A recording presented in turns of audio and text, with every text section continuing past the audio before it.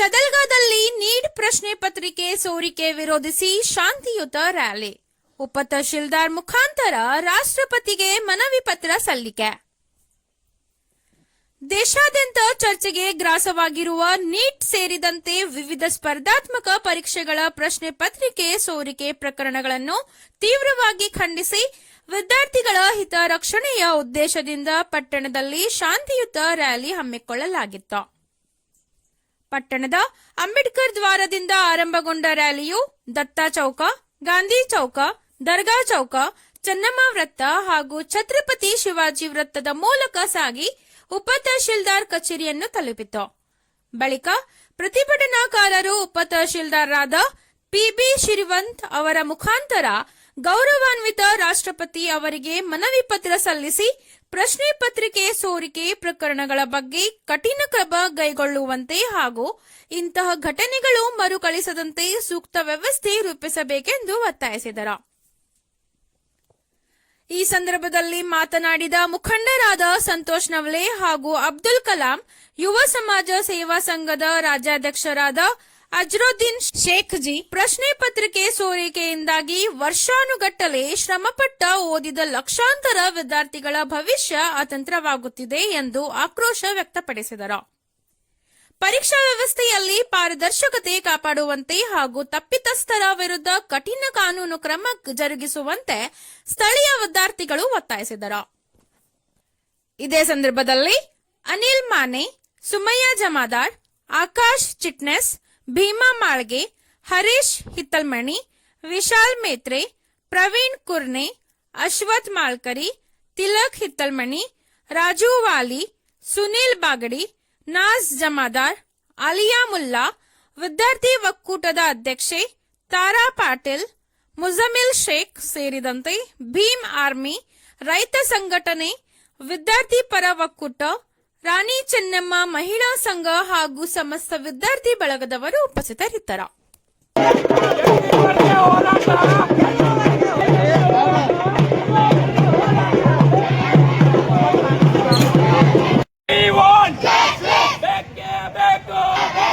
ಎಲ್ಲಿವರೆಗೆ ಹೋರಾಟ, ಎಲ್ಲಿವರೆಗೆ ಹೋರಾಟ, we want ಬೇಕು, we want justice, we want justice. जब मोदी डरता है पुलिस को आगे करता है, जब मोदी डरता है पुलिस को आगे करता है. Go back, go back, Dharmendra Pradhan go back, go back, go back, Dharmendra Pradhan go. ವಂಚಿತ ಆಗಬೇಕಂತಂದ್ರೆ ಮನೋಜಿ ಸರ್ಕಾರದ ನಡವಳಿಕೆ ಕಾಣ್ತಾ ಇದೆ. ಯಾಕಂದ್ರೆ ಕಳೆದ 22 ವರ್ಷದಿಂದ ಜಂತರ್ ಮಂತರ್ ಸೋನಂ ರಂಜಿತ್ ಅಂತ ಒಬ್ಬ ಸೈಂಟಿಸ್ಟ್ ಉಪವಾಸ ಪತ್ರನು ಸೌಜನ್ಯಕ್ಕಾಗಿ ಸರ್ಕಾರ ವತಿಯಿಂದ ಯಾರೂ ಹೋಗಲಿಲ್ಲ. ಅವನೊಬ್ಬನ ಟೆರರಿಸ್ಟ್ ಥರ ಟ್ರೀಟ್ ಮಾಡ್ತಾ ಇದ್ದರು. ಸೋನಂ ಅಂಶಕ್ಕ ಹೋರಾಟ ಯಾತ್ರೆ ಸಂಬಂಧ ಮೂಲಕ ದೇಶದಾಗಿರುವ ಗರೀಬರ ಹುಡುಗರಿಗೆ ನ್ಯಾಯ ಸಿಗಲಿ ಅಂತ ಈ ಪೇಪರ್ ಲೀಕ್, ಈ ಕೋಚಿಂಗ್ ಸೆಂಟರ್ಗಳ ಮಾಫ್ಯಾಕ ಅಂಜಿ ಸರ್ಕಾರದಿಂದ ಯಾರೂ ಒಬ್ಬರು ಹುಕ್ಕ ಹಿಡಿಯಿಲ್ಲ. ಅಲ್ಲಿ ಇಂಥದ್ರಾಗ ದೇಶದ ಹುಡುಗರ ಏನು ಹೋರಾಟ ಮಾಡ್ತಾರೋ ಅದರ ಅಳಿಲು ಶಿವೆ ಅಂತ ಇವತ್ತು ಸದನದಲ್ಲಿ ನಾವು ಹೋರಾಟ ಹಮ್ಮಿಕೊಂಡಿದ್ದು. ಈಗ ಸದ್ಯ ಪರಿಸ್ಥಿತಿ ಕೇಂದ್ರ ಸರ್ಕಾರದ ಏನಿದೆ ಅಂದರೆ ಶಿಕ್ಷಣದಿಂದ ವಂಚಿತ ನಾವು ಮೊದಲು ಇದ್ದೀವಿ. ಹಿಂದುಳಿದ ಜನಾಂಗ ಶ್ರೀಮಂತರ ಮಕ್ಕಳಿಗೆ ಅಷ್ಟೇ ಶಿಕ್ಷಣ ಸಿಗ್ತಿತ್ತು, ಅದನ್ನ ಮತ್ತೆ ದೇಶದಾಗ ಪರಿಸ್ಥಿತಿ ಕಾಣ್ತಾ ಇದೆ. ಯಾಕಂದ್ರೆ ಎಕ್ಸಾಮ್ ಒಂದು ಪೇಪರ್ ಕ್ವಶನ್ ಪೇಪರ್ 20 ಲಕ್ಷ ರೂಪಾಯಿ ಅದನ್ನ ಕೋಚಿಂಗ್ ಸೆಂಟರ್ ಮುಖಾಂತರ ಮಾರ್ಕದರು. ಆ ಮಾರಿದಂಥ ಕ್ವಶನ್ ಪೇಪರ್ಗಳು ಶ್ರೀಮಂತರ ಮಕ್ಕಳ ಡಾಕ್ಟರ್ ಆಗ ಸಾಮಾನ್ಯ ಬಡ ಕುಟುಂಬದವ್ರು ವಿದ್ಯಾಭ್ಯಾಸ 12 ಕ್ಲಾಸ್ ಮಾಡಿದವ್ರನ್ನು ಇವತ್ತ ಆತ್ಮಹತ್ಯೆ ಮಾಡ್ಕೊಂಡು ಉದಾಹರಣೆ ಇದೆ. ಒಬ್ಬರ ಆತ್ಮಹತ್ಯೆ ಮಾಡ್ಕೊಳ್ಳೋದ್ರ ಬಗ್ಗೆ ಒಬ್ಬರು ಯಾರು ಕೇಂದ್ರದ ಮಂತ್ರಿ ಆಗಲಿ ಒಬ್ಬ ಸರ್ಕಾರದಿಂದ ಆಗಲಿ ಮಾತಾಡಲಿಕ್ಕೆ ಹೋಗಿಲ್ಲ. ನಾನು ಒಂದು ಸರ್ಕಾರಕ್ಕೆ ಈ ಇಷ್ಟೇನು, ಈ 22 ಮಕ್ಕಳಲ್ಲಿ ಧರ್ಮೇಂದ್ರ ಪ್ರಧಾನ ಮಗಳ ತಿಳ್ಕೊತಿದ್ರೆ ಅವ್ರು ಇವಾಗ ಹಿಂಗ ಸುಮ್ಮನೆ ಕುಂತಿದ್ರು ಅಥವಾ ಅದು ಪೇಪರ್ ಲೀಕ್ ಆಗಿತ್ತು ಅದ್ರ ಬಗ್ಗೆ ಕ್ರಮ ತಗೊಂಡು. ಯಾಕಂದ್ರೆ ಇದು ಒಂದೇ ಸಲ ಏನು ಅದ್ರ ಬಗ್ಗೆ ಮಹತ್ವ ಕಳೆದ 11 ವರ್ಷದಲ್ಲಿ 9ಕ್ಕಿಂತ ಹೆಚ್ಚು ಪೇಪರ್ ಲೀಕ್ ಆಗಿದ್ದಾವೆ. ಮತ್ತು ಅದರ ಬಗ್ಗೆ ಸರ್ಕಾರ ಯಾವುದೋ ಒಂದು ಮಾತಾಡಲಿಕ್ಕೆ ತಯಾರಿಲ್ಲ. ಅಭ್ಯಾಸ ಮಾಡಿದ ಹುಡುಗರ ಕೇಂದ್ರ ಸರ್ಕಾರ ಈ ಪ್ರಶ್ನೆ ಮಾಡ್ತಿದ್ದ ನಾವು ಈ ಪರೀಕ್ಷೆ ಮತ್ತು ನೀವು ಪೇಪರ್ ಲೀಕಿಂದ ಮತ್ತೆ ಬರೋ ಪರೀಕ್ಷೆ ತಗೋತಾ ಇದ್ದೀರಿ ಅದರಿಂದ ಎಷ್ಟೋ ಹುಡುಗರು ಆತ್ಮಹತ್ಯೆ ಮಾಡ್ಕೊಂಡು ಅದ್ರ ಬಗ್ಗೆ ಒಬ್ಬರು ಯಾರು ಮಾತಾಡ್ತಾ ಇಲ್ಲ. ಇವ್ರದ್ದು ಉದ್ದೇಶ ಇಷ್ಟೇ ಐತಿ, ಶ್ರೀಮಂತರ ಮಕ್ಕಳ ಮಟ್ಟ ಬೆಳಿಬೇಕು ಮತ್ತು ಶಿಕ್ಷಣದಿಂದ ಗರೀಬರು ವಂಚಿತ ಆಗಬೇಕು. ಮತ್ತು ಈ ಮುಖಾಂತರ ನಿಮಗೆ ಹೇಳಿಕ್ಕೆ ಇಚ್ಛಿಸ್ತೇನೆ, ಇವರು ಎಷ್ಟು ದುಡ್ಡು ತಿಂದಿರ್ಬೇಕು ಕೋಚಿಂಗ್ ಸೆಂಟರ್ಗಳು ಮಾಫಿಯಾದಿಂದ.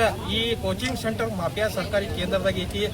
ನಿನ್ನೆ ಎಲ್ಲರೂ ನೋಡಿರ್ಬೇಕು, ಜಂತರ್ ಮಂತರದಲ್ಲಿ ಆ ಹುಡುಗರನ್ನ ಚೈನಾ ಪಾಕಿಸ್ತಾನ ಬಾರ್ಡರ್ದಾಗ ಬಿ ಈ ಲೆಕ್ಕ ಬಿಡಿದ್ರೆ ಅದಕ್ಕಿಂತ ಹೆಣ್ಮಕ್ಕಳ ಮೇಲೆ ಕೈ ಎತ್ತದ, ಅವರಿಗೆ ಎಲ್ಲ ಕಲ್ಲು ಇದ್ದದ.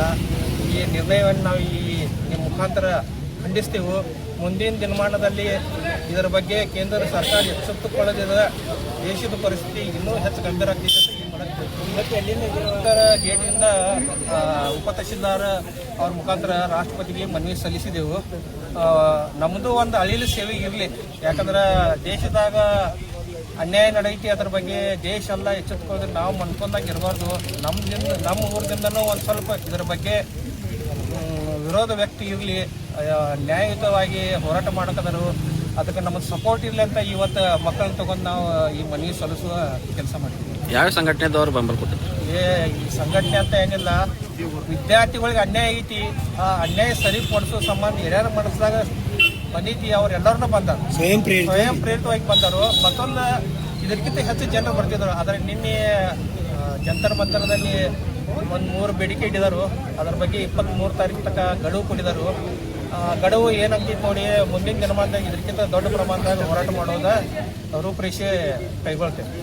ಇವತ್ತಿನ ಒಂದು ದಿನ ನಾವು ಇಲ್ಲಿ ನಮ್ಮ ಸದಲಗ ಪಟ್ಟಣದಲ್ಲಿ ಹಾಗೂ ಅಕ್ಕಪಕ್ಕದ ಊರಿನ ಹಳ್ಳಿಗಳ ವಿದ್ಯಾರ್ಥಿಗಳು ಯುವಕರು ಸೇರಿ ಇವತ್ತು ನಾವು ಉಪ ತಹಶೀಲ್ದಾರ್ ಮುಖಾಂತರ ರಾಷ್ಟ್ರಪತಿಯವರಿಗೆ ನಾವು ಮನವಿಯನ್ನು ಸಲ್ಲಿಸಿದ್ದೀವಿ.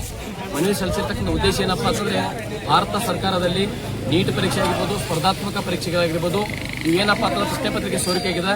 ಸಾಕಷ್ಟು ಲಕ್ಷಾಂತರ ವಿದ್ಯಾರ್ಥಿಗಳೇನಪ್ಪ ಅಂತಂದ್ರೆ ಈ ಪರೀಕ್ಷೆಯಿಂದ ವಂಚಿತರಾಗಿದ್ದಾರೆ. ಜೊತೆಗೆ ಅವ್ರಿಗೇನಪ್ಪ ಅಂತಂದ್ರೆ ಅವರಿಗೆ ಒಂದು ಅನ್ಯಾಯ ಆಗಿದೆ. ಆ ಅನ್ಯಾಯವನ್ನು ತಡೆಗಟ್ಟುವ ಸಲುವಾಗಿ ಈ ಒಂದು ಬೃಹತ್ ಪ್ರಮಾಣದಲ್ಲಿ ಹೋರಾಟ ಮಾಡೋದ್ರ ಮುಖಾಂತರ ನಾವು ರಾಷ್ಟ್ರಪತಿಯವರಿಗೆ ಮನವಿಯನ್ನು ಸಲ್ಲಿಸಿದ್ದೀವಿ. ಮತ್ತೇನಪ್ಪ ಅಂದ್ರೆ 30 ಮಂದಿ ಏನು ವಿದ್ಯಾರ್ಥಿಗಳು ಆತ್ಮಹತ್ಯೆಯನ್ನು ಮಾಡ್ಕೊಂಡಿದ್ದಾರೆ, ಅವರ ಆತ್ಮಕ್ಕೆ ಶಾಂತಿ ಸಿಗಲಿ ಅಂತಕ್ಕಂಥ ಒಂದು ಇದೇ ಒಂದು ದುಃಖದಿಂದ ನಾನು ದುಃಖ ಸಂತಾಪವನ್ನು ವ್ಯಕ್ತ ಮಾಡ್ತೀನಿ. ದಯವಿಟ್ಟು ವಿದ್ಯಾರ್ಥಿಗಳನ್ನು ಕಳಕಳಿ ಮನವಿ ಏನ್ ಮಾಡ್ತೀವಿ, ದಯವಿಟ್ಟು ತಾವೆಲ್ಲರೂ ಯಾವುದೇ ರೀತಿಯಾಗಿರ್ತಕ್ಕಂಥ ಧೃತಿಗಡಬೇಡ್ರಿ. ನಿಮ್ಮ ಜೊತೆ ನಾವು ಇದೀವಿ.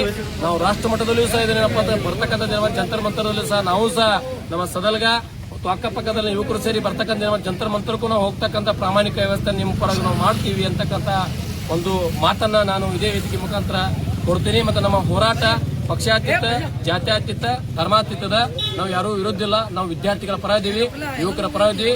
ಎಲ್ಲಿವರೆಗೆ ನಮ್ಮ ಕೊನೆ ಉಸಿರಿದ ಅಲ್ಲಿವರೆಗೆ ನಾವು ಏನಪ್ಪಾ ಅಂತಂದ್ರೆ ವಿದ್ಯಾರ್ಥಿ ಪರವಾಗಿ ಹೋರಾಟ ಮಾಡ್ತೀವಿ, ಯುವಕರ ಪರವಾಗಿ ಹೋರಾಟ ಮಾಡ್ತೀವಿ.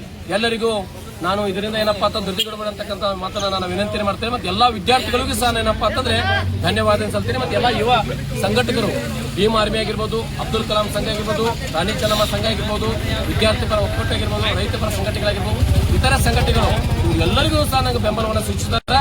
ವಿಶೇಷವಾಗಿ ಪತ್ರಕರ್ತರಿಗೂ ಸಹ ನಾನು ಇದೇ ವೇದಿಕೆ ಮುಖಾಂತರ ಧನ್ಯವಾದಗಳನ್ನ ಸಲ್ಲಿಸ್ತೀನಿ. ಜೈ ಹಿಂದ್, ಜೈ ಕರ್ನಾಟಕ, ಜೈ ಭೀಮ್. ಕಷ್ಟ ಎಲ್ಲ ಅರ್ಥ ಮಾಡ್ಕೊಂಡು ಇವ್ರು ನಾವು ಒಗ್ಗಟ್ಟಾಗಿ ನಿಂತಾರಂದ್ರೆ ನಾವು ಎಲ್ಲರೂ ಒಗ್ಗಟ್ಟಾಗಿ ಎಲ್ಲನೂ ಮಾಡಬೇಕು. ನಮ್ಮಂತ ಬಡ ವಿದ್ಯಾರ್ಥಿಗಳ ಕಷ್ಟವನ್ನು ಎಲ್ಲರೂ ಅರ್ಥ ಮಾಡ್ಕೊಂಡಾರ. ಅದಕ್ಕಾಗಿ ಎಲ್ಲರಿಗೂ ಧನ್ಯವಾದ ಹೇಳ್ತೀನಿ. ಯಾಕಂದ್ರೆ ನಮ್ದು ಯಾರು ಕಷ್ಟ ಅರ್ಥ ಮಾಡ್ಕೊಳಂಗ ಅಂತ ಹೇಳಿದೀವಿ. ಆದ್ರೂ ನಮಗೋಸ್ಕರ ಇಷ್ಟೆಲ್ಲ ಜನರುಗಳು ಅದಾರ ತಮ್ಮ ಕಿಶನ್ ಧೈರ್ಯ ಐತಿ. ಇನ್ನು ಭಾಳ ಅಂಜುತ್ತಿದ್ದೇವೆ ಮುಂದೆ ಏನ್ ಹಾಕಿತಪ್ಪ ಏನಿಲ್ಲ ಅಂತ. ಏನು ಯಾವುದೂ ಅಂಜೋ ಅವಶ್ಯಕತೆ ಇಲ್ಲ, ಯಾಕಂದ್ರೆ ಇವರೆಲ್ಲರೂ ನಮಗೋಸ್ಕರ ಈ ದೇಶದಾಗಿಲ್ಲ. ಈಗ ದಂಧೆ ಮಾಡಿದಾರೆ ಅವರು, ನೀಟ್ ಆಗಲಿ, ಜೆಇ ಆಗಲಿ, ಪ್ರಶ್ನೆ ಪತ್ರಿಕೆ ಸೋರಿಕೆ ದಂಧೆ ಮಾಡ್ಕೊಂಡಾರ. ಕೋಟಿಗಟ್ಟಲೆ ಅವರು ಕೋಟಿಗಟ್ಟಲೆ ಹಣ ಮಾಡಿ ದಂಧೆ ಮಾಡಿದರು. ಅದರಿಂದ ಸೋರಿಕೆ ಮಾಡಿ ಅವರು ಮೈ ತುಂಬ್ತಾ ಇದ್ದಾರೆ. ಮತ್ತೆ ಬಡ ವಿದ್ಯಾರ್ಥಿಗಳು ಇದರಲ್ಲಿ ಆತ್ಮಹತ್ಯೆ ಮಾಡ್ಕೊಂಡು ಸಾವು ಇಡುತ್ತಾರೆ. ಯಾಕಂದ್ರೆ ಅಕೌಂಟಬಿಲಿಟಿ ಇಲ್ಲ. ಯಾವ್ದು ತಪ್ಪಾಯ್ತು, ಒಂದು ಬ್ರಿಡ್ಜ್ ಬಿದ್ದರೆ ಅದಕ್ಕೆ ಅಕೌಂಟಬಿಲಿಟಿ ಇಲ್ಲ, ಪ್ರಶ್ನೆ ಪತ್ರಿಕೆ ಸೋರಿಕೆ ಆದ್ರೆ ಅಕೌಂಟಬಿಲಿಟಿ ಇಲ್ಲ. ಮೊದಲು ಅಕೌಂಟಬಿಲಿಟಿ ಸೆಟ್ ಆಗಬೇಕಾದ್ರೆ ಧರ್ಮೇಂದ್ರ ಪ್ರಧಾನ್ ಮೊದಲು ರಾಜೀನಾಮೆ ಕೊಡಬೇಕು, ಆಮೇಲೆ ಮುಂದೆ ಮಾತಾಡಬೇಕು.